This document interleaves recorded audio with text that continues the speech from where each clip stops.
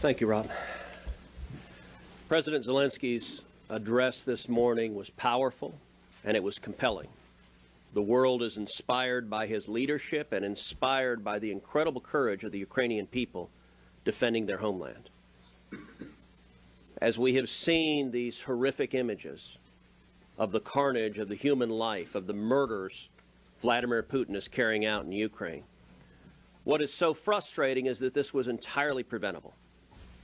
This war didn't have to happen, the most significant war in Europe since 1945, since the end of World War II.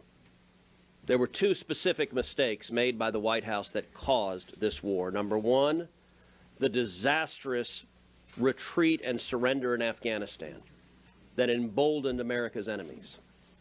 And number two, tragically, the White House's decision to waive sanctions on the Nord Stream 2 pipeline and to surrender to Putin, allowing him to complete that pipeline, which was the direct precipitating cause of this invasion. 2 weeks ago, when every member of Congress was on the video conference call with President Zelensky, he told all of us, if the United States had sanctioned Nord Stream 2 last year, Putin would not have invaded. It was the White House's political decision to waive those sanctions that caused this invasion. What should we be doing now? Two things. Number one, the United States should be providing lethal military aid, far more than we are currently providing. We should be providing Stingers. We should be providing Javelins. We should be providing drones. And most critically, we should be providing fighter jets. President Zelensky has said fighter jets are his top priority. It's what he needs most. Poland has offered up the MiGs that the Ukrainian pilots know how to fly, and Joe Biden personally vetoed those MiGs going to Ukraine. President Biden should allow those MiGs to go to Ukraine today.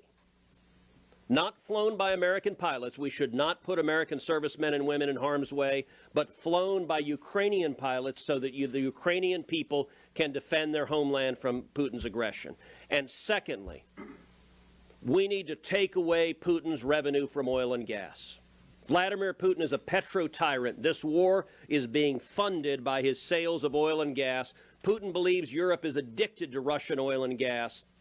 Biden should unleash American production to step in and take European customers away. Our European allies should sign long-term contracts with American oil and gas producers or with our allies and take that revenue away from Putin, defund his war. Biden, unfortunately, does not believe victory is possible. The Biden team is resigned to failure, to Putin's winning.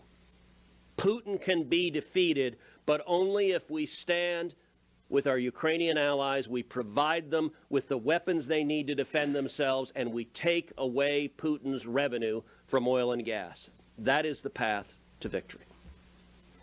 There we go.